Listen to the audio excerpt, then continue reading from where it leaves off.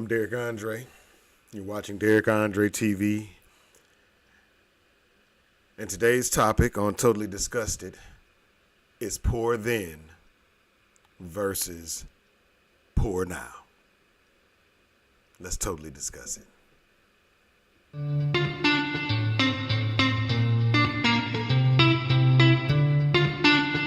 This is Totally Disgusted with your host, Derek Andre.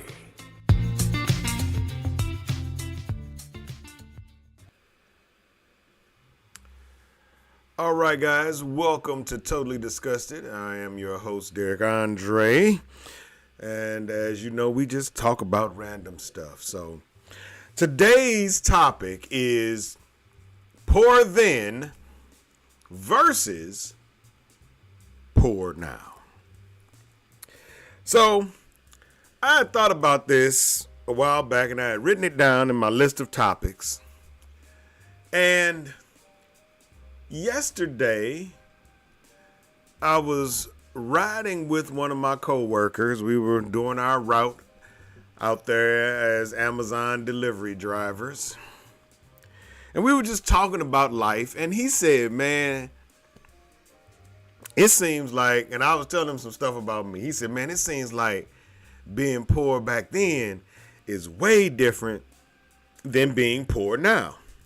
Now, mind you, he is 22 and I am 55. All right. So there is a big discrepancy in our ages and in that time period. But even he recognizes the difference between being poor back then and being poor now. And he is absolutely correct. Growing up, we did not have a lot. All right. It was me and my mom and my sister. All right. And I'm 8 years older than my sister. And so my mom worked. She was a secretary for until she retired. And we didn't have a lot. Now, even though we didn't have a lot, what we did have, my mother made it feel just like home. She made it feel like we had everything. You know, she kept the house clean, man. The furniture was in good repair. It was never brand new furniture to the best of my knowledge and my memory. But what we did have, she took care of it and she made us take care of it. So we have a very, very strong appreciation for the things that we have because that was instilled in us. Those were the values that were instilled in us as we grew up. All right. And we were surrounded by people who didn't have much. All right. We grew up on the north side of St. Louis, North City, Jefferson and North Market, wedged between 25th Street and we didn't have a lot. We just didn't, man. But we did our best to just make good and make do with what we had. All right.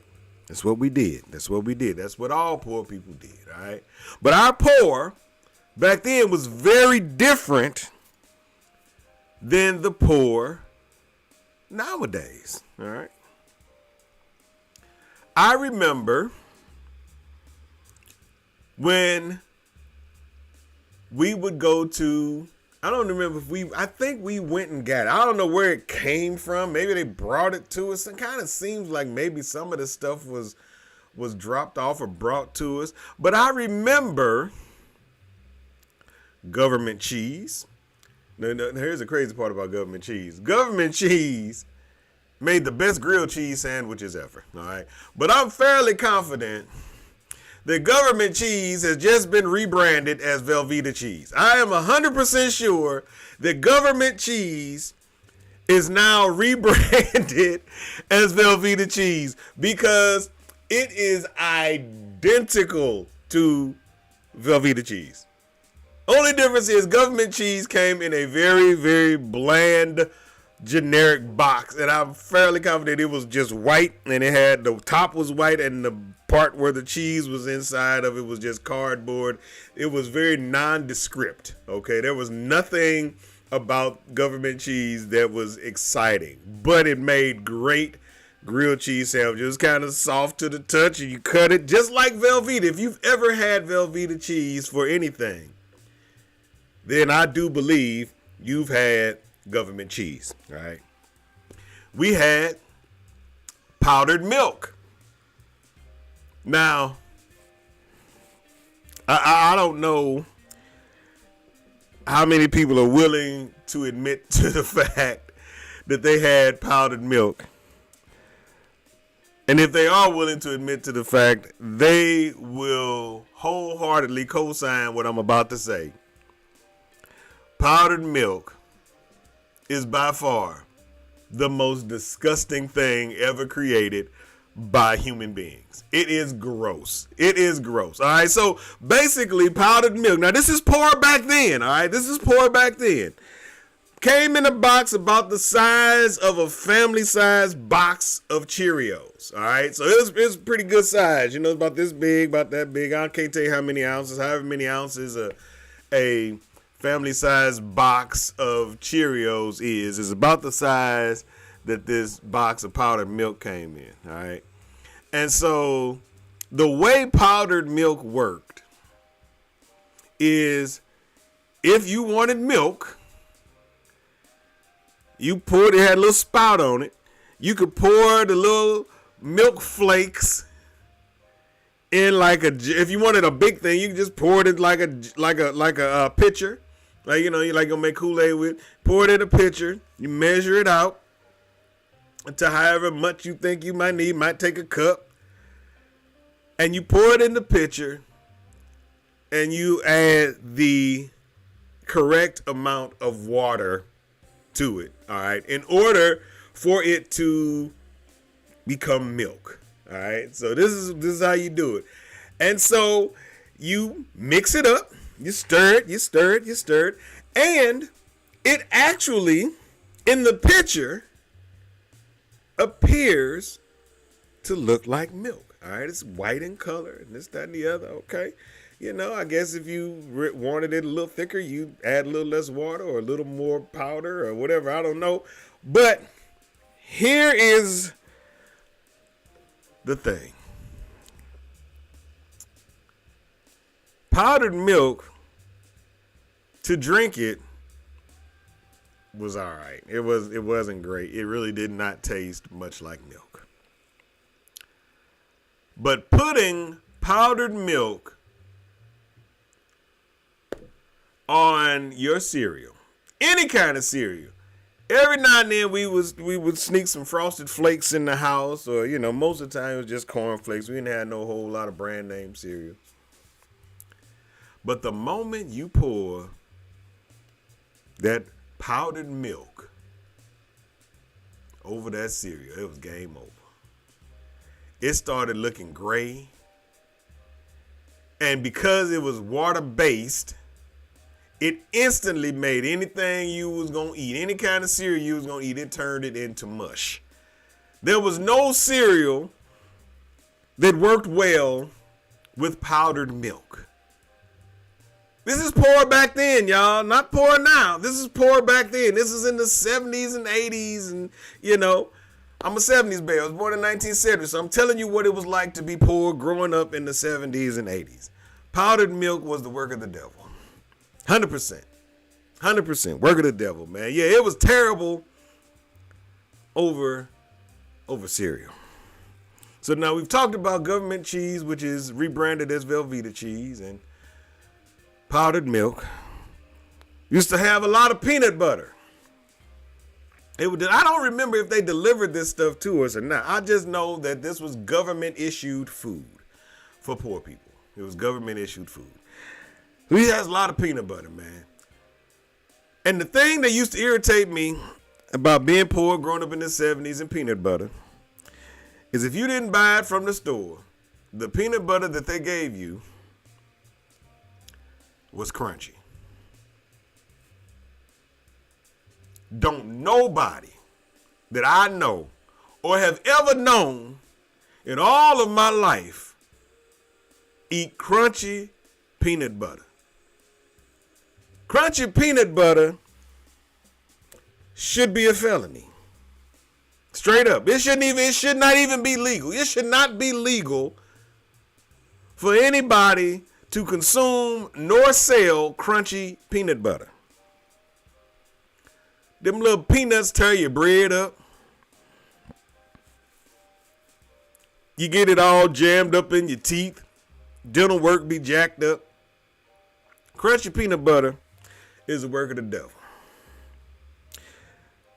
That's food poor.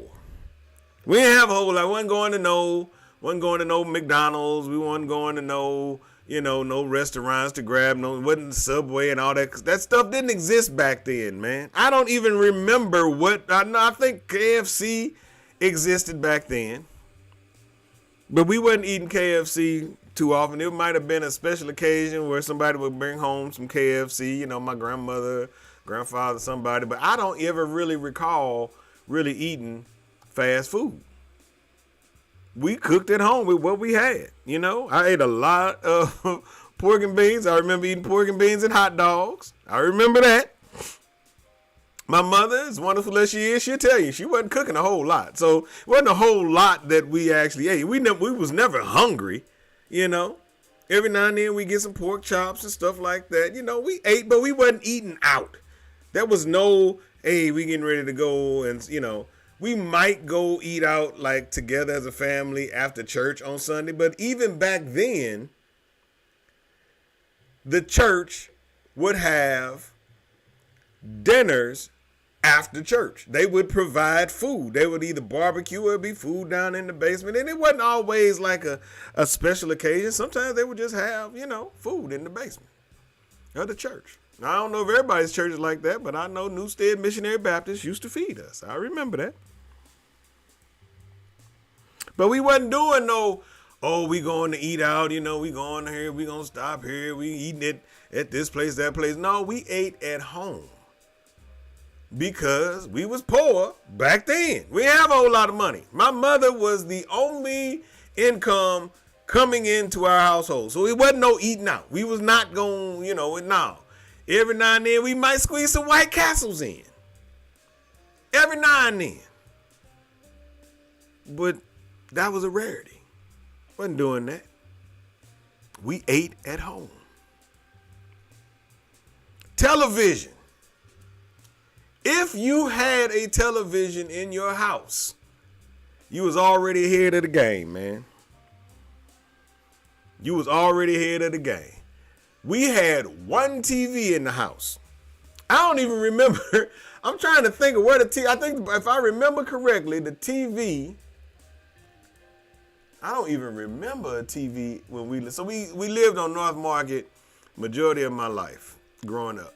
We lived at 2548, which was on the corner. Then we lived at 2531 and a half. I ain't never had a half address before, but we had a half address back then. I ain't had one since then, but we had one back then. So it was 2531 and a half. When my mother when I was very young, my mother had an apartment with a friend of hers out in North St. Louis County, which didn't last real long because she ended up moving back into the city because she was a city employee, so she had to come back into the city. That was part of the reason. The other reason, we lived on a little street called Carter, and we didn't stay there long either because they broke into the house one day while we was gone. My mom was at work. We came home, and the Negroes had ransacked the whole house. So, yeah, that happened. So, but when we lived on North Market, TVs, we only had one. And I don't even remember having a television when we lived at 2531 and a half. Now, mind you, I was young, and maybe we did have one, but I don't recall having one. I do remember us having one when we moved down the street to 2548.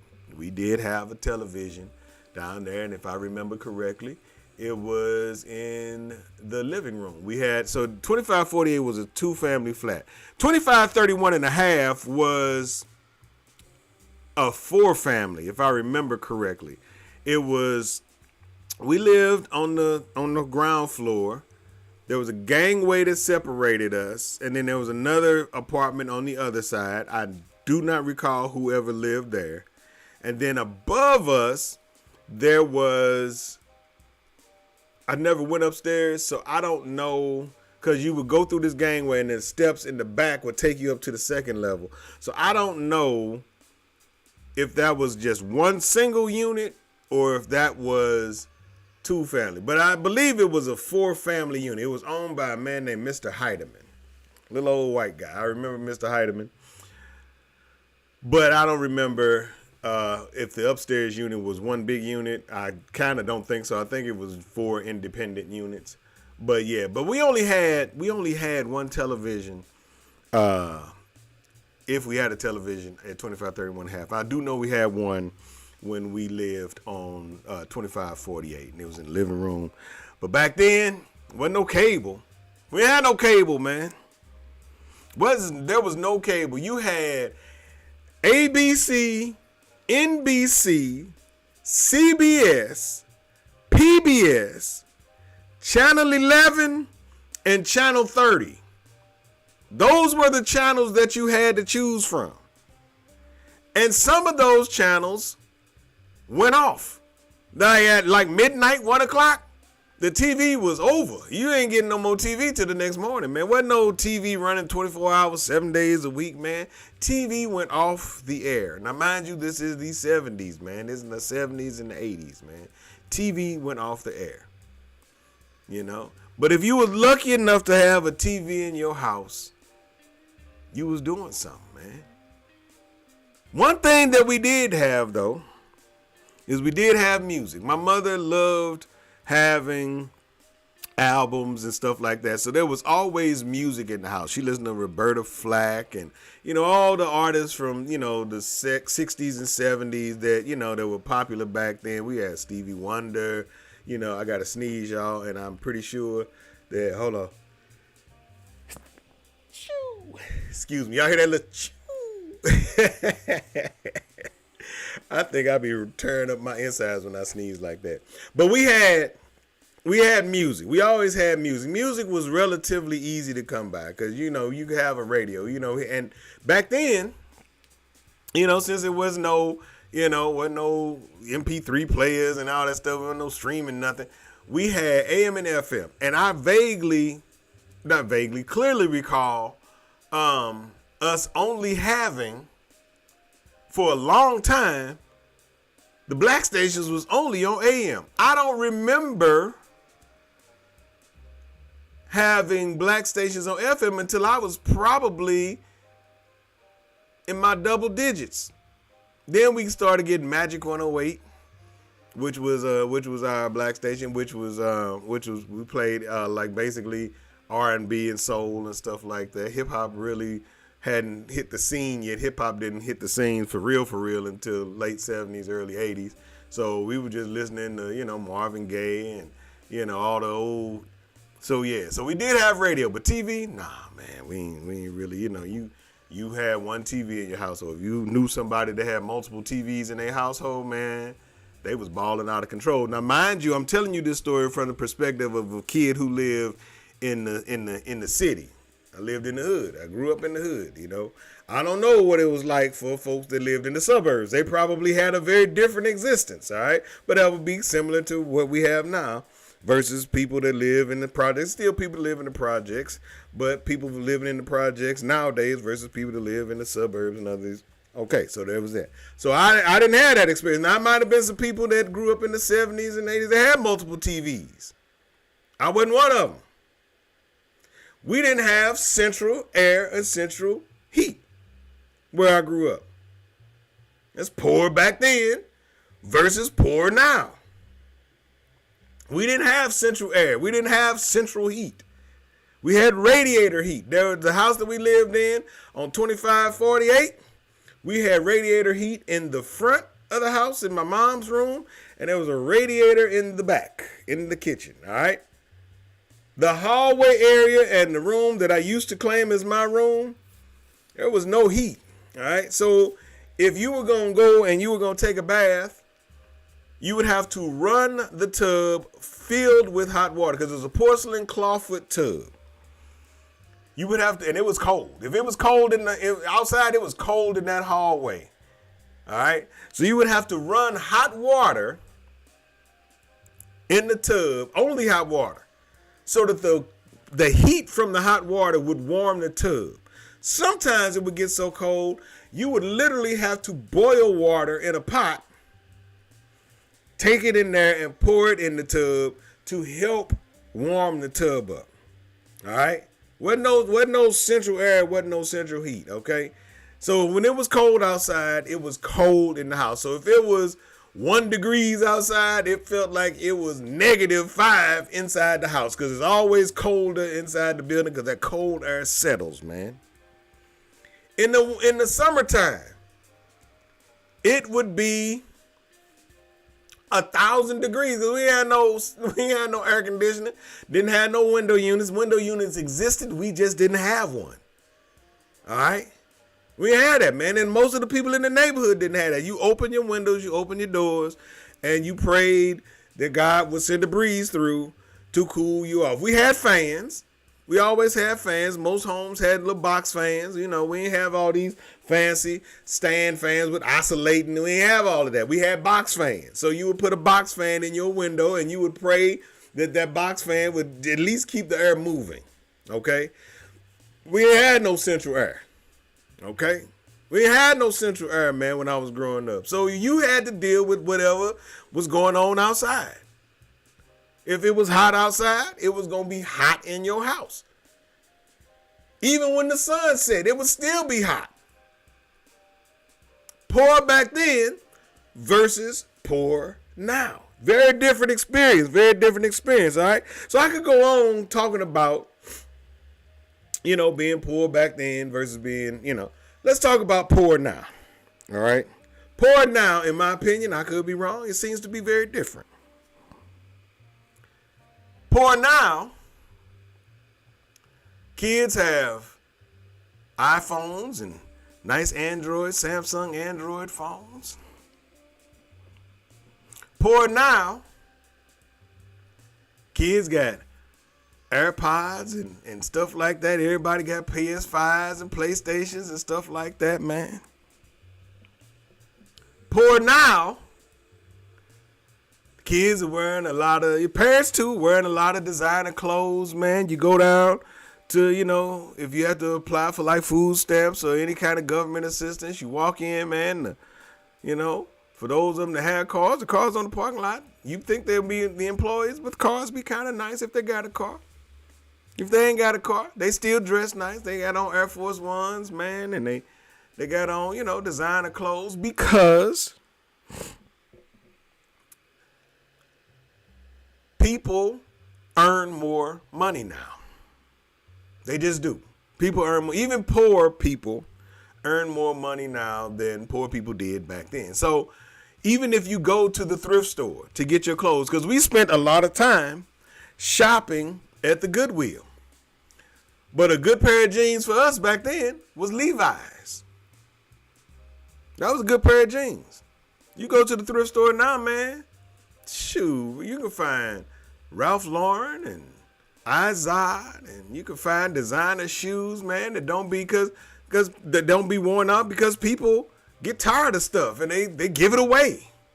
They get tired of it.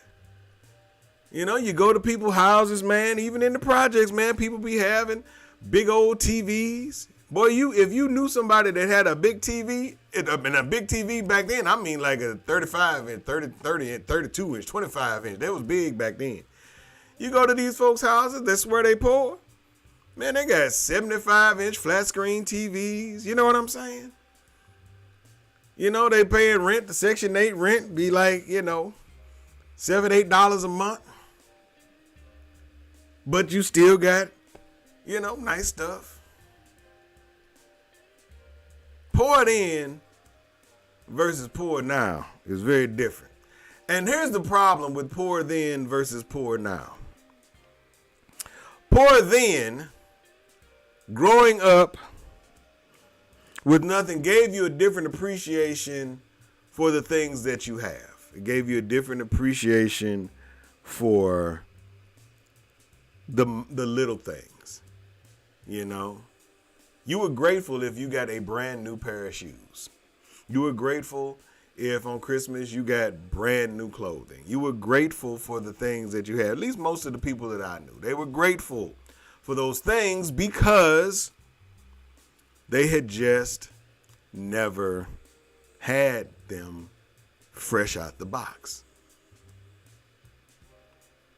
Because when you was poor back then, man, you just came from people that just didn't have a lot.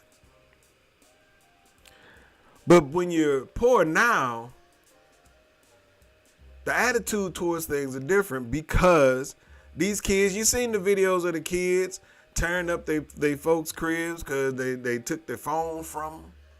You don't have the same appreciation for things because so many things are accessible to you.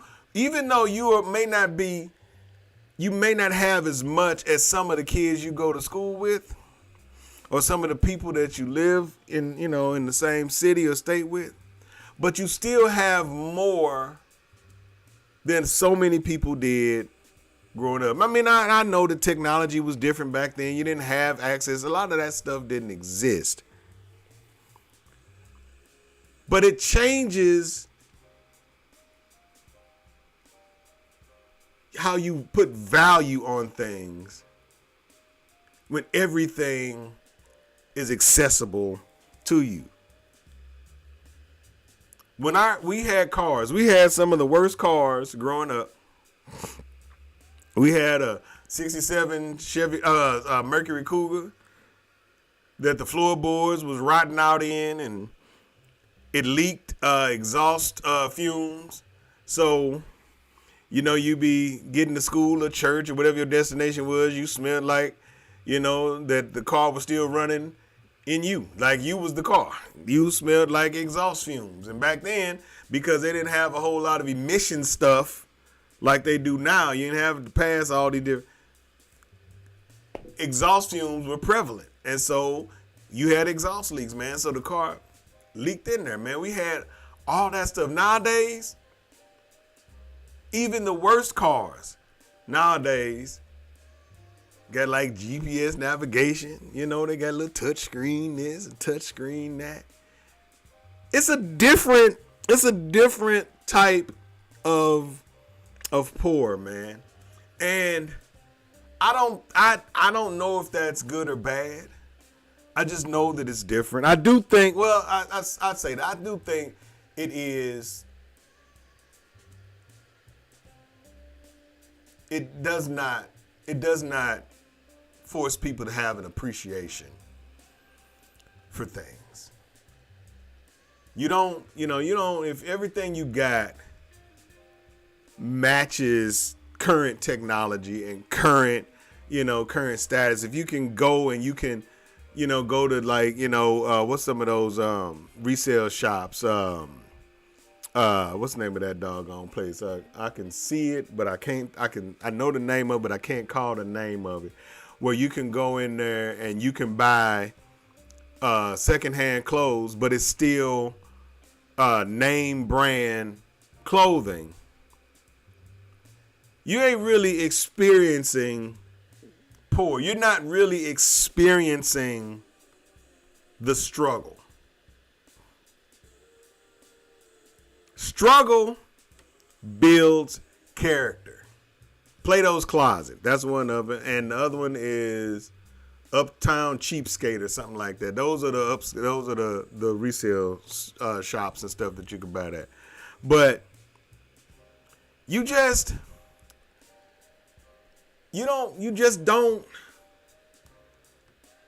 have the same appreciation for things that your parents did, or that your that your grandparents did, or your great grandparents did. When you don't have nothing,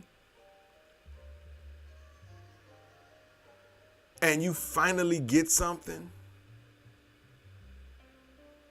it feels good. You remember when you were little and you never, you see everybody else get mail and you'd be like, oh man, I'll be glad when I get some mail. And then somebody sends you a birthday card, like your favorite auntie or uncle or somebody sends you a birthday card. It feels good to get that birthday card. You're like, yeah, man, I got some mail. I got this. I went to the mailbox and there was something in there for me. It's kind of similar with being poor back then versus being poor now. When you just didn't have nothing,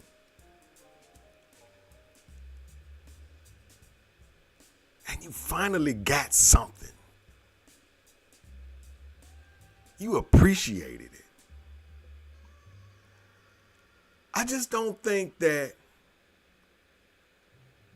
a lot of the people who are defined as poor now have that appreciation, man. There's this sense of entitlement even among people that have the least in many, many regards, man. Used to always hear, there's a thing that, I wrote about this, I wrote an article about this in my book, Going Through the Motions, about single moms and stuff talking about my baby don't want for nothing. Because we've come to the conclusion, I won't say the realization, but the conclusion that because stuff is more accessible, means that your kid is all right. So when I hear a woman say, my kids don't want for nothing, I be like, yeah, they actually do. They want for a lot of stuff, man. Because just because you done bought them a new PlayStation, or you done bought them, they got they ain't doing that great in school, and they still got this big flat screen TV in their bedroom, and, they got all the latest shoes, and, they still wanting for something. If you just buying them things just to keep them quiet. We had to earn stuff, man. Earning things was like, you got to earn it. I ain't getting nothing that I didn't earn, man.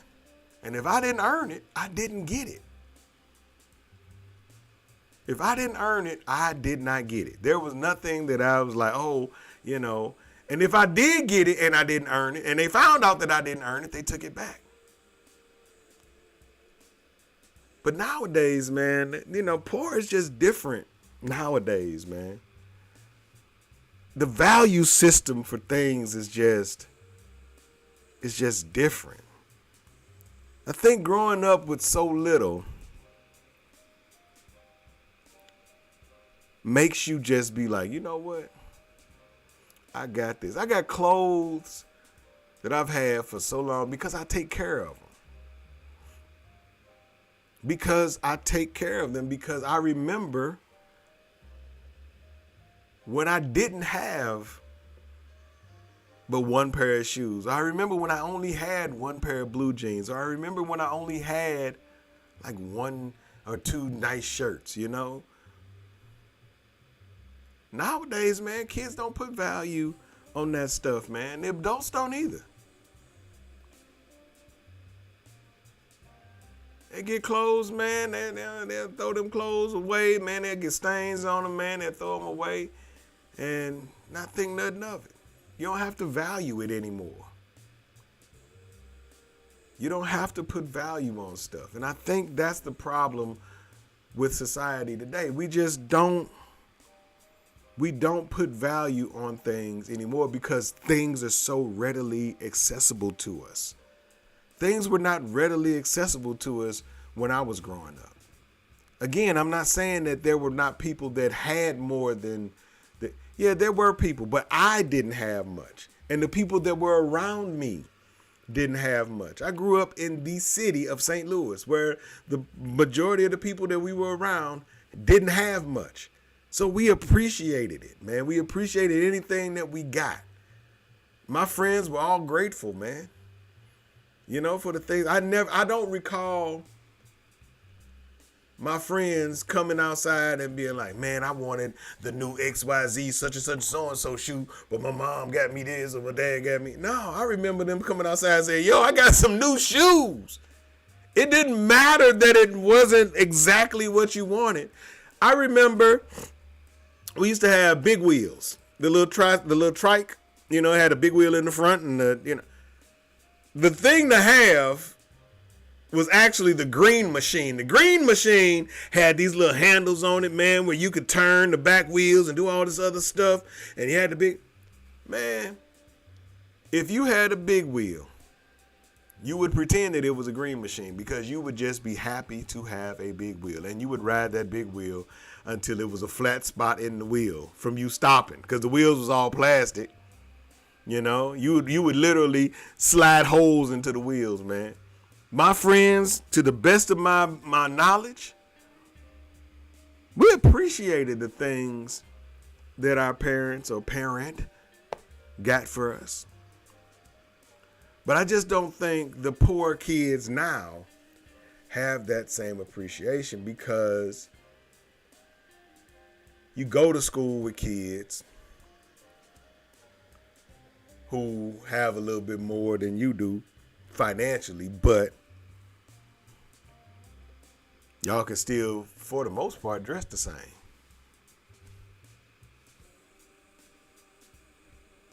I mean, think about it.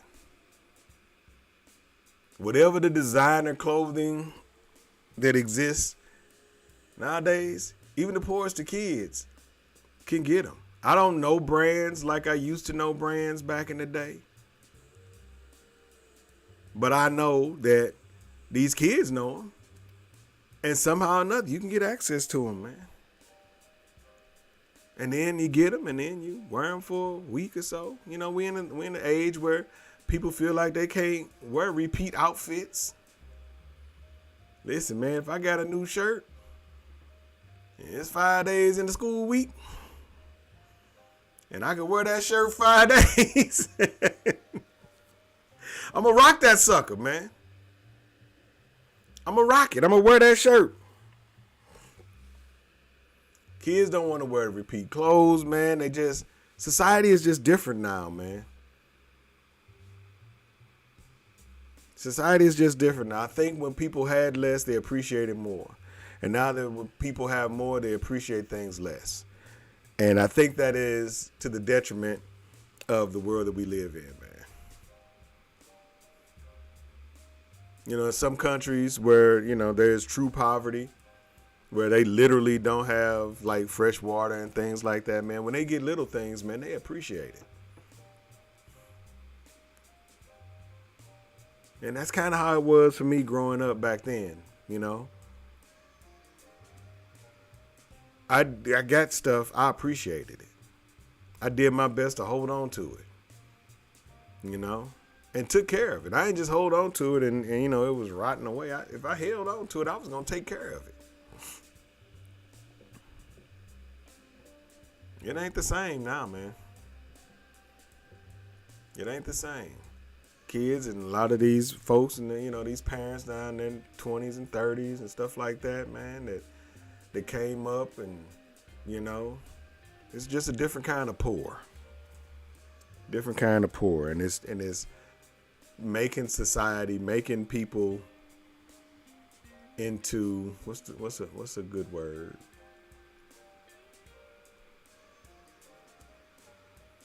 To make people, I don't know. I don't know what the term is, and if you could think of what a term is to describe them, you know, when you watch this video, put it in the comments. But it's just not the same. There's just that the appreciation just isn't the same. You know, if you get a kid, you know, nowadays, you know, you get them a phone and you say, okay, you know, because nowadays, with all the craziness that goes on in society, you know, you do kind of want your kid to have a phone because landlines are almost a thing of the past now. But you get your kid a phone and they wanted the new iPhone 17 and you bring them a 10 or 11. This all I get is a 10? All my friends got 14s, 15s, 16s, 17s. I get a 10. How come I can't get a... Instead of being like, I got a phone.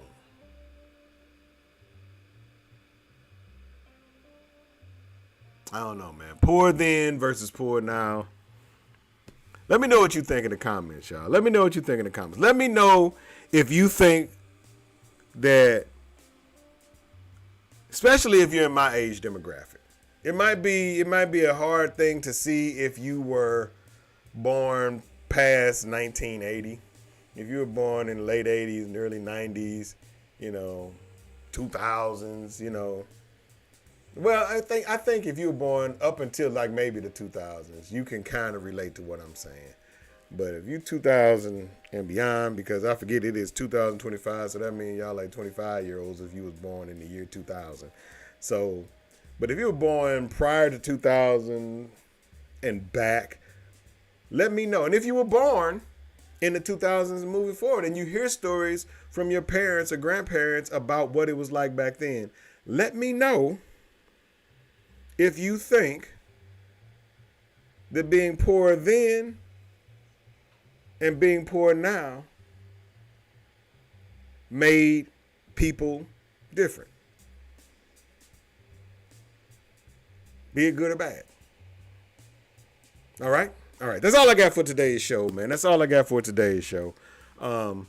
If you're new to the channel, thank you for tuning in. I appreciate you taking the time to watch.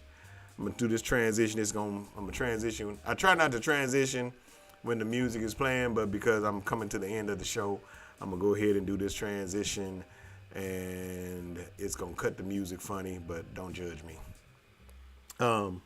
If you're new to the channel, thank you for stopping by. I appreciate you taking the time to listen to this episode of Totally Disgusted. If you don't mind, please subscribe, click the reminder bell, leave a comment or a thumbs up, and help me grow the channel. I would truly appreciate it because I would like to see this channel do great things. I would like to spend more time creating content. And the only way that I can do that is if people respond. If the algorithm sees that people are actually responding to my videos and they're commenting and sharing and doing all of those simple things, all of that stuff is free. It doesn't cost you a dime to share the video, leave a comment, or give it a thumbs up or whatever. So if you are, a returning guest, thank you. A returning guest, thank you. A returning guest, thank you. I appreciate you supporting me as I move through this phase of my life, trying to find my way back into being a media person, doing little videos and stuff like that. I appreciate you taking the time to watch my stuff, share my stuff, and leave comments. So I truly appreciate you as well. If you're interested in learning more about me, you can, by all means, stop by and check out my website, DerrickAndre.com. You can make purchases of books. I have ebooks that are available for sale, especially now during the holidays. We're boycotting a lot of these big box brands, but I'm not big box. I'm small brand. So if you would like to make some purchases, I do have ebooks for sale. I do have paperback copies available through Amazon. All of that can be found through my website. My clothing brands are also available through my website, and they are fulfilled by Teespring, and they're also in Shopify. So stop by if you want to learn more about me. My bio is there, things that I've done in the past. You can watch some more of my videos and trailers for movies that I worked on, stuff like that. So, all right, y'all, that's all I have for today's video. I appreciate each and every one of you. Thank you so much for checking out Derrick Andre TV and Totally Disgusted. That's it. I will do another show tomorrow. I'm back to my Monday and Tuesday rotation because I'm back to my normal-ish work schedule. I'm still working 5 days, but my 5th day is on Sunday, and I don't record on Sundays. I'm almost done with my studio. I just got to paint the interior walls, and then I will be moving this show from where it currently sits. You probably won't notice the difference because I'm going to make it look exactly like it looks right now, but there will be guests on my show because I will be pulling people in via Zoom to actually join me in these conversations so we can have some bantering going back and forth. So, all right, y'all, that's it. That's all I have for today, man. I love y'all. Be peace, be love, be one. And I'll see you in the next video. Peace.